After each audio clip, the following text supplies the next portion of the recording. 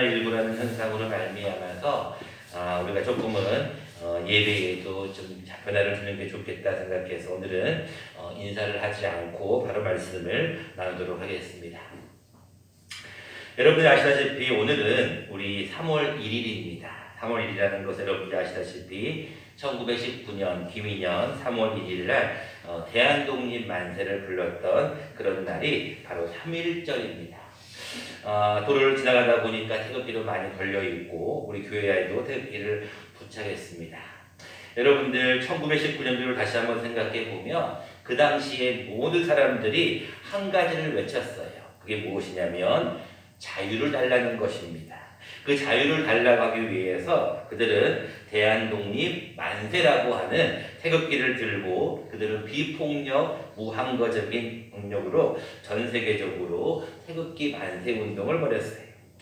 미국의 독립운동가인 패트릭 헬리는 자유가 아니면 죽음을 달라라고 얘기하면서 정말로 사람에게는 자유가 너무너무 중요하다는 것을 우리가 잘 알게 됩니다. 방금 우리 권사님이 기도해 주셨듯이 우리가 이렇게 자유롭게 예배를 드릴 수 있다는 것 사실은 얼마나 감사한 일인지 몰라요. 근데 우리는 잘 그렇듯이 그것이 어떤 위급한 상황에 처하고 어떤 어려운 상황에 처하면 그때서야 그 사실을 깨닫게 되는 것 같아요. 여러분들도 지금 오늘 대부분 다 마스크를 하고 오셨고 저도 역시 불편하지만 마스크를 쓰는 이유는 여러분들에게 혹시나 또 전염될 수도 있는 부분도 있기에 서로가 서로를 조심하고 배려하는 타인 중심주의 하나의 모습이다라고 생각합니다. 그런 것처럼 우리가 자유롭게 예배를 드리고 마음껏 말하고 마음껏 기도하고 마음껏 찬송한다는 것이 얼마나 귀한 일인지 몰라요. 근데 오늘 본문에 나와 있는 사도 바울이 말씀하는 갈라디아 교인들은 처음에는 참 잘했어요. 복음을 잘 받아들여서 복음을 잘 따라서 하려고 했었어요. 그런데 이 갈라디아 교회에게 뭐가 들어왔냐면 신천지와 같은 이단이 들어온 거예요. 들어와가지고 이 갈라디아 교인들을 막 흔들어 버리는 거예요. 그 흔들게 무엇이냐면은 7절 말씀에 보면 이런 말씀을 합니다. 너희가 다름질을 잘 하더니 누가 너희를 막아 진리를 순종하지 못하게 하더냐.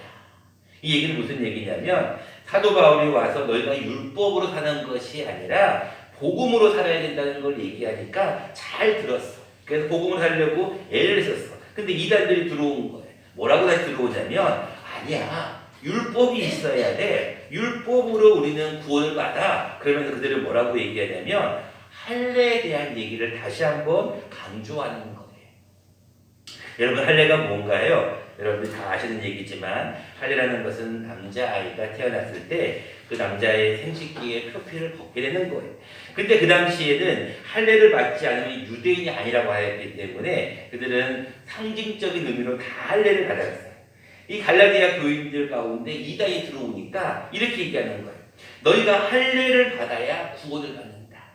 너희가 다시 할례를 받는 율법으로 돌아가야 구원을 받는다는 얘기를 하는 거예요. 그러니까 그런 사상이 온 갈라디아 교회에 또 퍼져버린 거예요.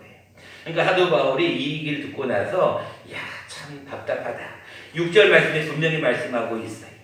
그리스도 예수 안에서는 할례나 무할례나 효력이 없다는 거예요. 너무나 우리가 율법적으로 자꾸 가려고 하다 보니까 너희가 다시 또 옛날로 돌아간다는 거예요. 그러면서 내가 11절 말씀입니다. 형제들아 내가 지금까지 할례를 전한다면 어찌하여 지금까지 박해를 받으리요. 그리하였으면 십자가의 걸림돌이 제거되었다. 이게 무슨 말이냐면 너희가 얘기하고 있는 이 할례가 정말로 중요하다면 그리스도의 십자가가 무슨 소용이 있냐는 거예요. 십자가로 말미암아서 할례는 더 이상 의미가 없다는 거예요. 다시 말하면 율법이 무엇으로 바뀌었냐면 복음으로 바뀌었다는 것을 우리에게 말씀하고 있는 거예요. 근데 중요한 것은 갈라디아 교인들은 그것을 잘 몰라. 그래가지고 계속해서 옛날과 같은 율법으로 돌아가려고 하고 있다는 거예요. 그것을 성경은 뭐라고 얘기하고 있냐면 2절부터 4절까지 말씀을 보면 보라나 바울은 너희에게 말하더니 너희가 만일 할례를 받으면 그리스도께서 너희에게 아무 유익이 없다는 것. 이게 무슨 얘기냐면 너희가 자꾸 할례를 중요시하고 할례를 강조하면 그리스도께서 너희를 위해 십자가에 죽으심으로 자유를 주시기 위해 돌아가신 십자가가 무슨 소용이 있겠냐는 거예요. 아무 유익이 없다는 거예요. 그렇기 때문에 할례가 중요한 것이 아니라 무할례가 중요한 것이 아니라 중요한 것이 따로 있다는 거예요. 그 따로 있는 그 자유를 주기 위해서 그리스도께서 오셨다라는 것을 말씀하는 거예요. 그거를 조금 더 쉽게 얘기를 하기 위해서 여러분 나중에 집에 가서 읽어보세요.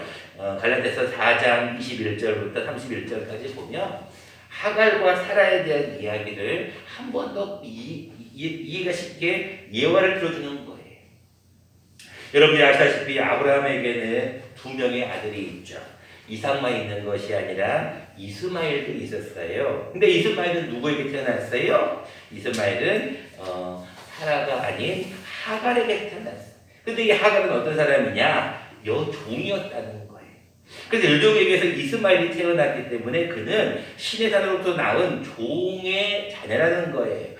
종을 통하여 낳은 자기 때문에 하나님은 그 자녀를 약속의 자녀로 여기지 않는다. 이것이 24절 말씀이고요.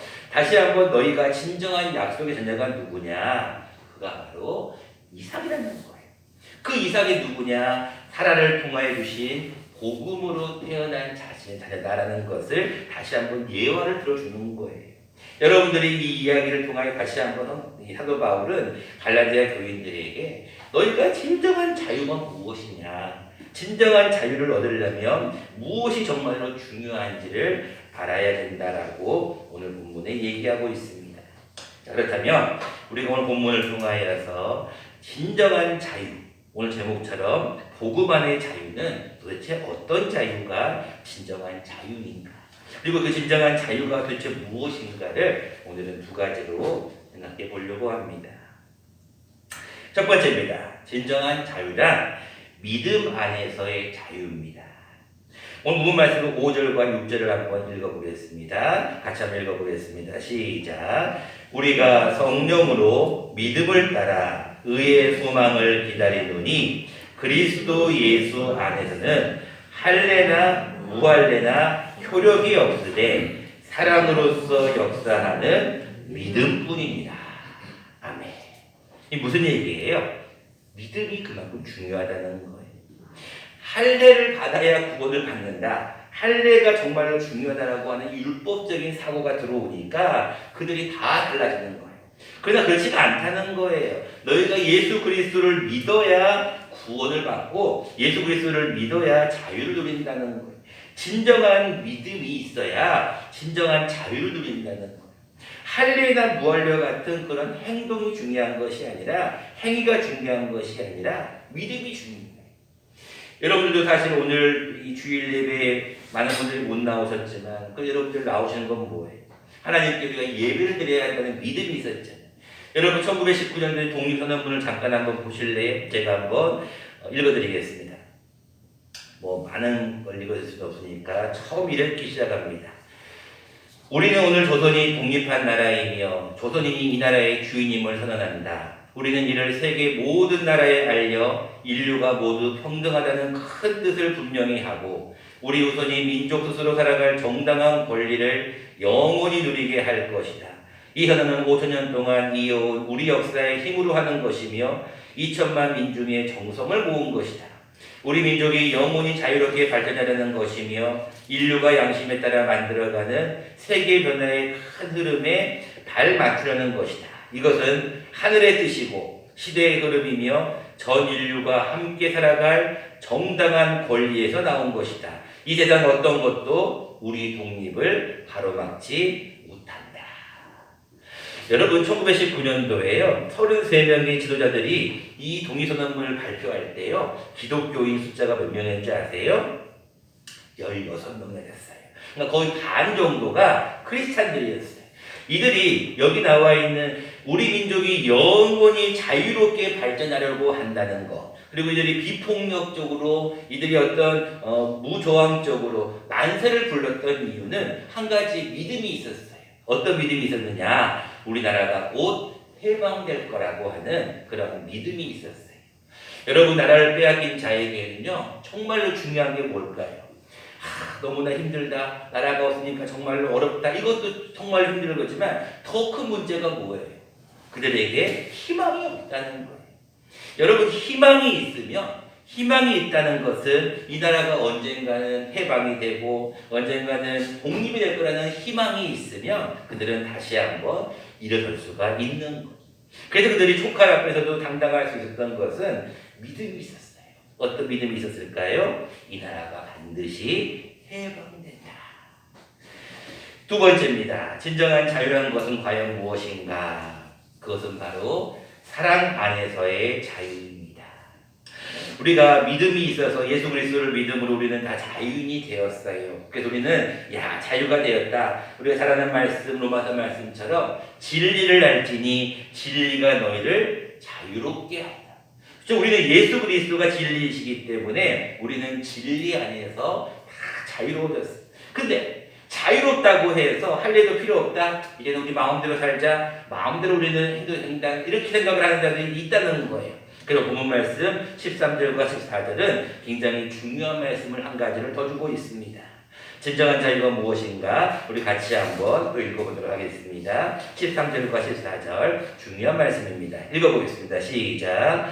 형제들아, 너희가 자유를 위하여 부르심을 입었으나 그러나 그 자유로 육체의 기회를 삼지 말고 오직 사랑으로 서로 종로를 하라. 온 율법은 내 이웃 사랑하기를 내 자신같이 하라 하신 한 말씀에서 이루어졌나니.